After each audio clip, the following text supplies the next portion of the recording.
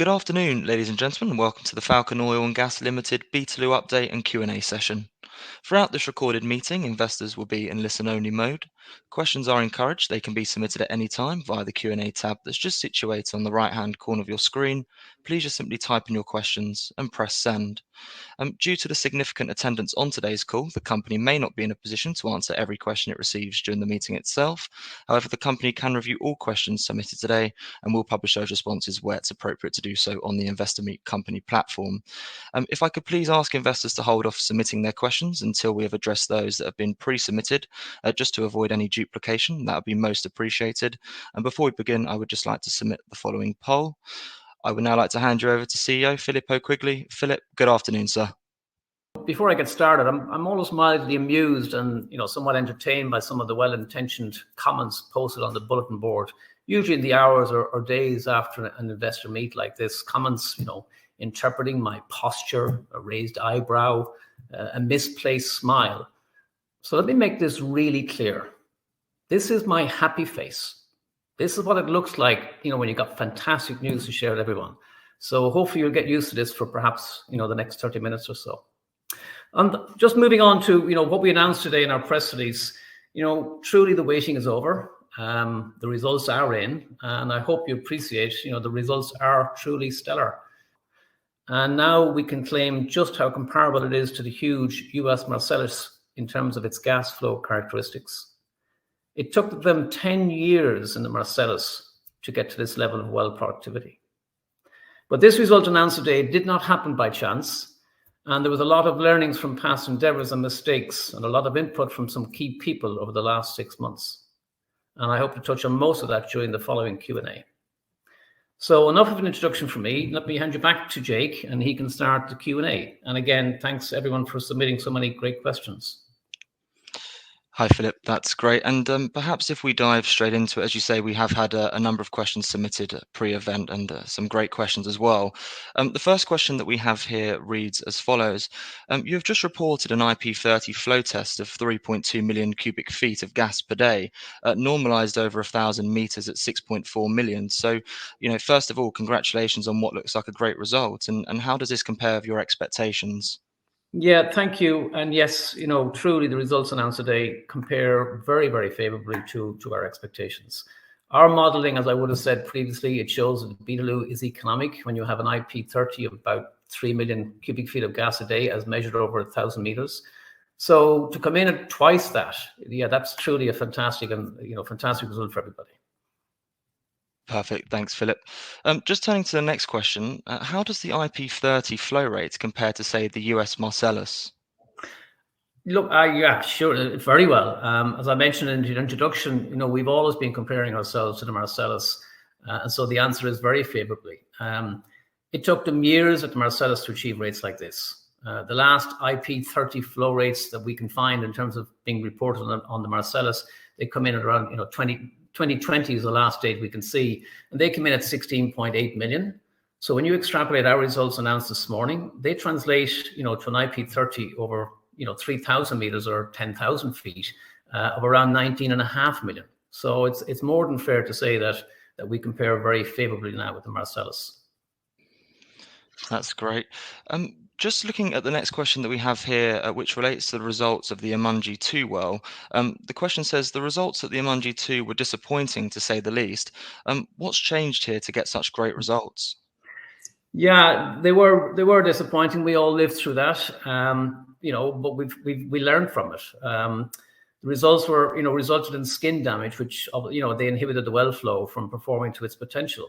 But the team, at Tamburn and beyond, they learned from all of this. In addition, the location of this well, it's in a deeper part of the basin. It's got higher pore pressure. Both of those are significant contributing factors. And that by no means implies that shallower reservoirs at lower pressure at, let's say, the Amangi or anywhere else in the basin, wouldn't work. I mean, they will work. Perfect. Thank you very much for that. What were the key operational changes that were made when drilling or fracking this latest well? Yeah, that's probably a real key question for this. In fact, there were a number of changes, some of which were introduced by one of our major shareholders, Brian Sheffield, and obviously a partner JV partner in the Beetaloo, and his team at Daly Waters. The first big one was around the frack design. Brian recruited a petroleum engineer, Ross Harvey, and Ross has many years of experience designing fracks in the US, and he designed a frack, basically an optimized frack ahead of us starting the fracking operations in the US, in the Beetaloo. So that was a significant number one. In addition, the team, together with some help from Daly Waters, implemented work practices and procedures to mitigate against the potential for any future skin damage. And again, Brian went out and recruited Dennis Martin, I believe his name is, who's a completion supervisor. Kind of Dennis's MO is attention to detail, and there's no doubt that kind of attention to detail was another contributing factor that led to this success. But at the end of the day, hats off to Tamboran, our operator, Farron, Ed, and the team. They basically executed a brilliant drilling and fracking job. So it's a great job. Well done to all. Perfect. Thanks for that, Philip. The next question that we have here says it's a nice result, but it's only over 500 meters. How repeatable is it over longer horizontals? Yeah, that's another great question, because people do question that as to you've got 500. What does that say? Can you go to 3,000? Can you do that times 6, and then can you go further? The answer is it should be very repeatable. We're going to have to tweak some of the operations, for example, sand handling around bigger fracks going forward. But, the frack design, which now works with this shale, that in itself is totally repeatable. One of the big changes when you look at operations, which was introduced by Tamboran last year when they brought in HMP to do, drilling with a 2,000 horsepower rig, using that kind of horsepower in future wells is, again, very repeatable. HMP, for example, they ran a very steep learning curve since arriving into the Beetaloo last year, and they demonstrated their ability to drill fast and very cost efficiently. The 4,000 or so meter well at Amangi 3H, that was drilled in 18 days, which is like 20 days faster than it took us to drill the Amangi 2H. So that, when you think about us going forward, is again another repeatable part of the operation. And then finally, the other major change that Tamboran is looking at introducing, in fact, they've signed a strategic partnership with a leading North American energy services firm, Liberty Energy Inc. Liberty has significant and subsurface engineering expertise, and they plan to import a modern frack fleet into the Beetaloo Basin in 2024. That to support the whole Shenandoah South pilot program that I talked about in our press release. And this will come also with a dedicated operations crew, US operations crew provided by Liberty. So you add all of that together, yes, we've got a lot of confidence that we can step up from 500 meters to 3,000 and then repeat that over many wells. Thanks, Philip. That's great. The next question that we have asks, if we take the IP30 day flow rate of 3.2 million over just 500 meters, is it fair to extrapolate this over 3,000 meter pilot development wells? Yeah, look, assuming the geology is similar, and we do assume it, and we're staying in the same area, we'd expect production across 3,000 meters versus 500 to be pretty linear. We wouldn't see much of a difference by extending the length of a lateral out to 3,000. So yeah, I think it does translate quite well up to 19,500 MCF, which in itself is a huge number. Perfect. The next question that we have here asks, in earlier press releases, you mentioned the importance of the area around Shenandoah being overpressured. How important is this to the results we have seen today? Yeah, you're absolutely correct. We did announce it last year.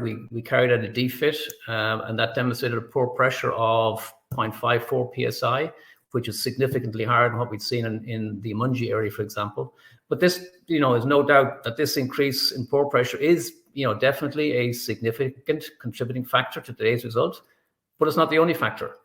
As I mentioned previously, we did a complete redesign of the frack, which clearly worked. We learned from our mistakes when fracking Amangi 2, which also worked. We've HMP doing the drilling, and all of this is repeatable.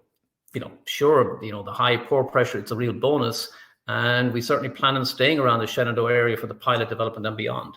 But again, I have to stress, it's not all about depth and pore pressure in this Beetaloo. We're still as excited as ever about the Amangi area. We love the results we got from, for example, the shallow Valkyrie 76 well drilled in 2021. And then, you just have to look at the success that Empire Energy is enjoying from their very much shallower play in the basin. So, we're excited. We think it's the results are good. The overpressure is a contributing thing, but it's not the only thing. Perfect. Thanks for that, Philip. And I know you just made reference to pore pressure. So a follow-up question that we have here asks, do we know how big the area with this high pore pressure gradient is? Not really. It's a bit early. When you look at the depth map, you can kind of see a large area, circa 1 million acres of equivalent depth. But depth alone doesn't guarantee the same pore pressure gradient. But neither, as I said earlier, neither are we completely reliant on such high pore pressure to produce excellent results. Like I mentioned earlier, we believe that much of the Beetaloo Basin will work at varying depths. It won't all look the same, but it does all look pretty good. And the good news is, in terms of our learnings going forward, we are planning on acquiring 300 square kilometers of 3D seismic over this area later this year, and that might help us determine better the extent of this geopressure area.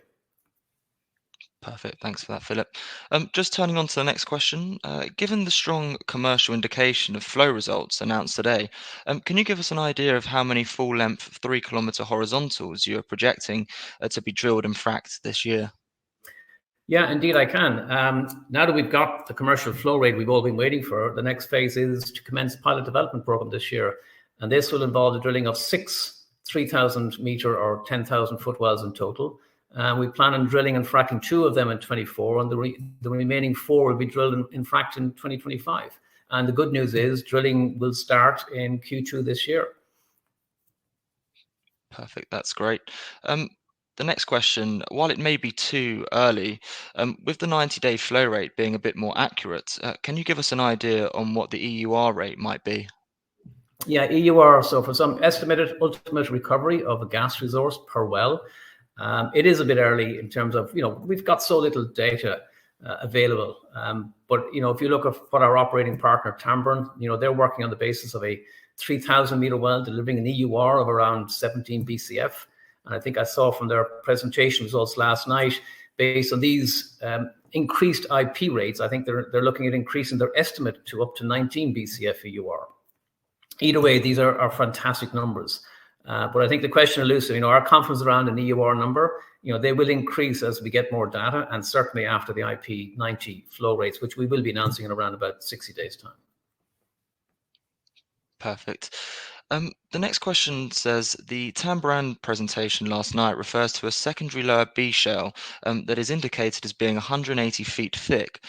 Is that what we use to call the C shell zone? And while it is too early to be looking at the stacked plays in the Beetaloo, would this 180 feet of thickness and relatively strong gas shows indicate that stacked plays are a very real possibility for any future buyers that may be looking to buy Falcon's interest in the Beetaloo? Yeah, it's correct in all regards. But yes, it is too early to contemplate looking at stacked plays in the Beetaloo.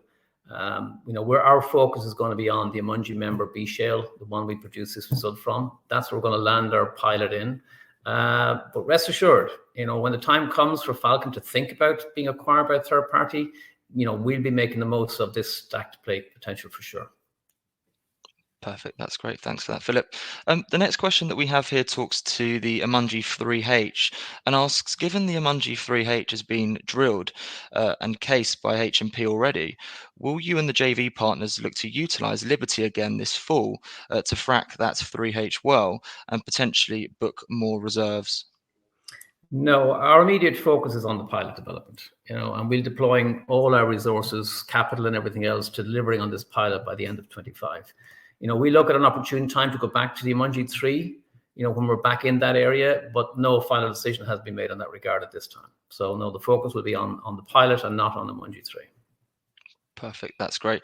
And perhaps just a follow-on question, which asks, if the Liberty crew and equipment arrive early enough, will you and the JV partners look at utilizing Liberty to frack the remaining 500 meters of the SSH1 for more gas into the Amadeus pipeline? Yeah, the Amadeus pipeline. No, that's not also neither of that in the plan. No, the Shenandoah 1 well, it was an appraisal well. It was never designed as a production well to be tied into production. the 6 wells we talked about that we're going to drill as part of the pilot development, they're going to be drilled from a new pad which sits about 4 kilometers, roughly 2.5 miles north of this Shenandoah well. And it's those 6 wells that will be tied into the gas gathering and then plan to sell that gas into the Northern Territory. We'll come back at some stage later and we'll be back down, 2.5 miles south back at the Shenandoah 1. And then perhaps then we might recomplete the extra 500 and turn that small 1,000 meter lateral into a production well, but not for the foreseeable. Perfect. Thank you, Philip. The next question that we have here asks, can you provide an update on the political and social environment regarding fracking in Australia and what impact this has on your prospects? Yeah, look, most shareholders familiar with the Falcon story, you'd be familiar with the moratorium we had back in 2017-18, and that delayed exploration appraisal for up to 2 to 3 years. But since we adopted all of the recommendations that came out of the Pepper inquiry, the political stroke government environment regarding fracking is quite positive. Tambourine, invest a lot of resources and have a dedicated team, that most of which came out of Origin Energy, based in Darwin. And they work with all stakeholders, including the pastoralists, native title owners, Northern Land Council, and obviously the government. And the work done by this team, and its ongoing work, it ensures the best outcome for all stakeholders. So we don't see the environment having any negative impact on our prospects at all in the Beetaloo. Perfect. Thank you for that. Just turning on to the next question, you mentioned some earlier press release that Beetaloo gas is estimated to be very low in CO2. Can you please elaborate a bit more on this point? Yeah, thank you for bringing up that question, because it's often missed. Firstly, the Beetaloo joint venture, we are committed to making the Beetaloo carbon neutral. That is our clear intention. And with this low CO2, I think we reported 3.4%. We have a significant economic advantage over our neighbours in making that happen, due to the fact that it is so low. It'll cost so much less, in fact, to get to that carbon neutral position. So we compare, if you look at fields in the north, offshore, you're looking in the high teens, 18%, 17, 16%. So with 3 to 4%, it's a significant advantage for us. And as I said, it paves the way for us to get to that carbon neutral position. Perfect. Thank you for that. We have a question here which asks, what % does Brian Sheffield own of Falcon? Yeah, Brian owns 9.2, 9.3% of the company. He also owns a 2% overriding royalty interest over Falcon's 22.5% interest in the Beetaloo.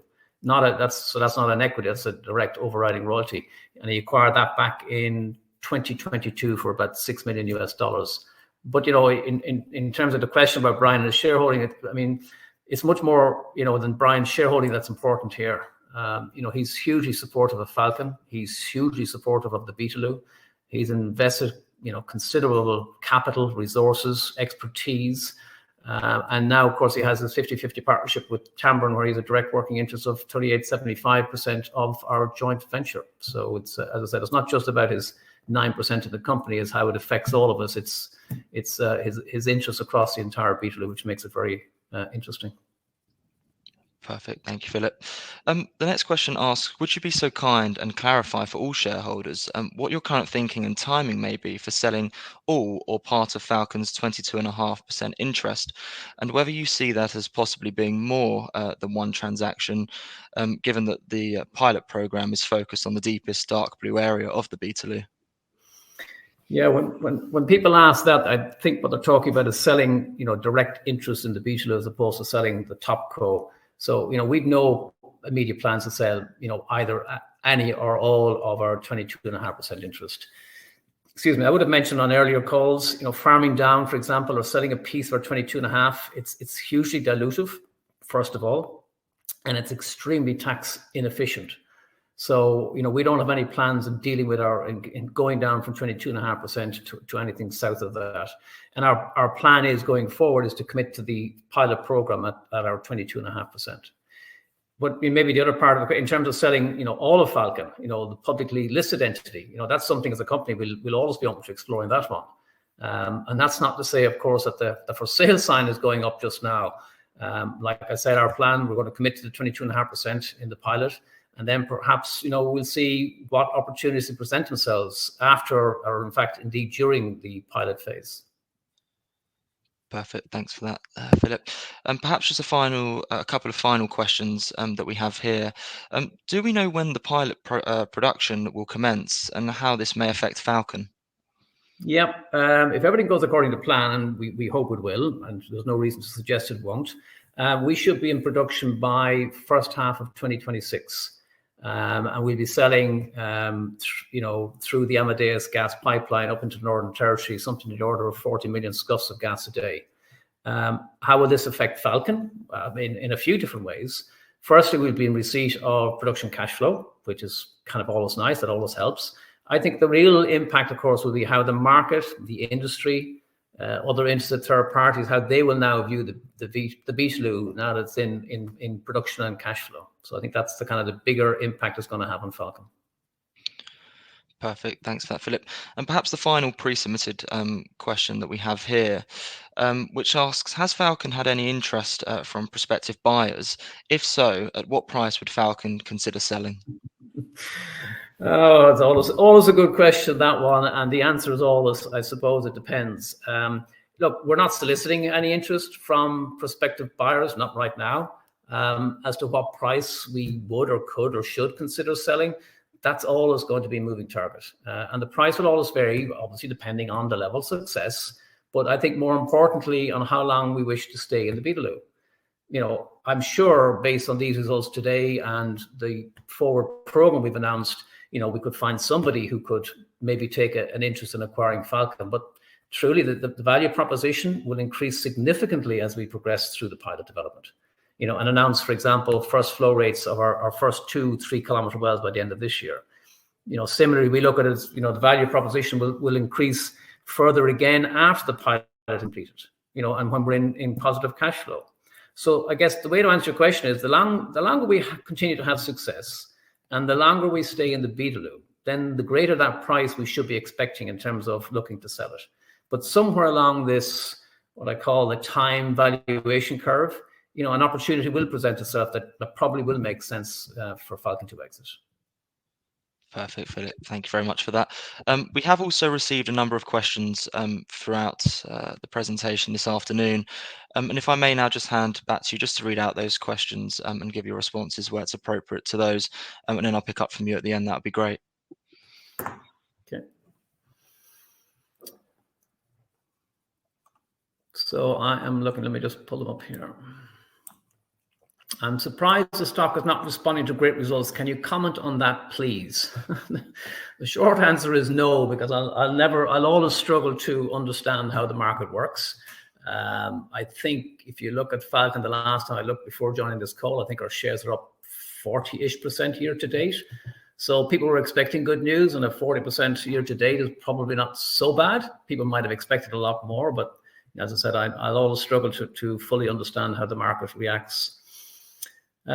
Question, will you let small investors participate if you do any equity raise? Probably in terms of small, if we do an equity raise, it'll generally be done through a kind of a private placing. So the simple answer on that is no. If we're doing something else like a rights or something, we would, but we're not contemplating that. What about Falcon's capital reserves? Can we follow the bandwagon on it towards the next project points with any major capital increase? Look, we have, what have we got? We got $5 million cash left in the bank. We've got a bit of carry left. But if we want to play, and that keeps us going for a while, we can get on with the initial phase of the pilot. But if we want to stay at our 22.5%, we're going to have to look at how we fund that. And as I said in our press release, we look at all options and how we possibly fund that. In terms of what the estimate for the total capex, we're not in a position to talk about what that might look like in terms of the total capex. We'll update the market as the time is right to talk about what those costs may look like. Next question. If all 6 wells that will be drilled beginning Q4 produce the gas flow that are currently double, what would the hopes for the stock price be? Again, who knows what the market will say. But as I said in my earlier answer to a question, the longer we ride the valuation time curve, the higher that price gets. The further out we go with success, into end of 24, into 25, cash flow 26. Each step you go, you're going to have an incremental increase in that value. But I can't, predict for anyone what that price might be. What will it take, and what will you be doing different going forward than previous years for the market to get hot on Falcon, to finally see a rise in price? Look, there's nothing is better for a market in terms of how it reacts to share price than producing results like this. So that's what we got to keep doing. We can do all the investor relations in the world we like, but without great news like this, that doesn't work. This kind of news together with a good investor relations program is what will transform this. This together with the likes of, Brian Sheffield's involvement, H&P, Liberty Energy is drawing a lot of attention and focus from the United States. And that's all pretty good. When you get past the first 3,000 kilometer wells, and 3,000 meter wells, and they start producing IP rates, multiples of what we've just announced, that's going to get the attention, and that's what's going to move the share price. Is Falcon's strategy now to be a producer of gas or to sell the asset before? Well, I think I've answered that question. We're not around here to turn Falcon Oil and Gas into an oil company. We are an oil company, but not to become a major oil producing company. We're going to build value and create an exit, over the next, is it 18 months? Is it 12 months? Is it 24 months? But yeah, so we're planning on staying that exit strategy. There's a few more questions here on funding. As I said, we're funded initially for the short term, but we look at various options, as I said out in the press release. Many options open to us, so we'll explore all of those. What are the likelihoods of first gas being produced in 2026? Very high.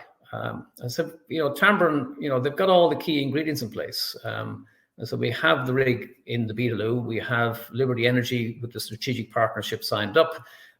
We have a plan to drill the 6 wells, as I said, 2 this year, 4 next year. And if that all goes well, and on time, we will be producing gas in the first half of 26. So yeah, so its likelihood is very high. Question, where do you see a fair share price? Well, multiples of where we are. I believe that you've run out of carry. What are your fund requirements? Again, similar questions to previous. Carry is almost gone. We've got, 2.5 million US net to us, so that's 16.6 million Aussie gross left. And yeah, we look at various options, but with these kind of results and the options we have available to us, and also with the options around our flexibility that I might have mentioned on a previous call in relation to the participation level, whether we stay at 22.5% or we can go down to 20%, we can manage our way all the way through this pilot and beyond. So we've got plenty of financial flexibility. Let me just see if there's any more questions.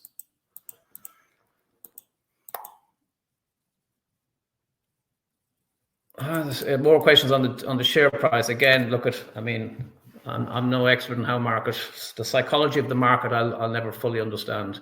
And I think in time, the real value will come through, and it'll come from industry. It'll come from, other things going on, not just the market's reaction to an event or a news item. And I think you'll see, serious value appreciation over the next, 12 to 18 months for sure. And I think that's it, Jake. So yeah. Philip, absolutely. And thank you very much indeed for being so generous with your time and addressing all of those questions that came in from investors. And of course, if there are any further questions that do come through, we'll give these back to you immediately after the presentation is ended, just for you to review, to then add any additional responses, of course, where it's appropriate to do so. And we'll publish all those responses out on the platform. But Philip, perhaps before really just looking to redirect those on the call to provide you with their feedback, which I know is particularly important to yourself and the company, if I could please just ask you for a few closing comments to wrap up with, that'd be great. Yeah, again, thanks, Jake, for doing that. And once again, thanks everybody for attending.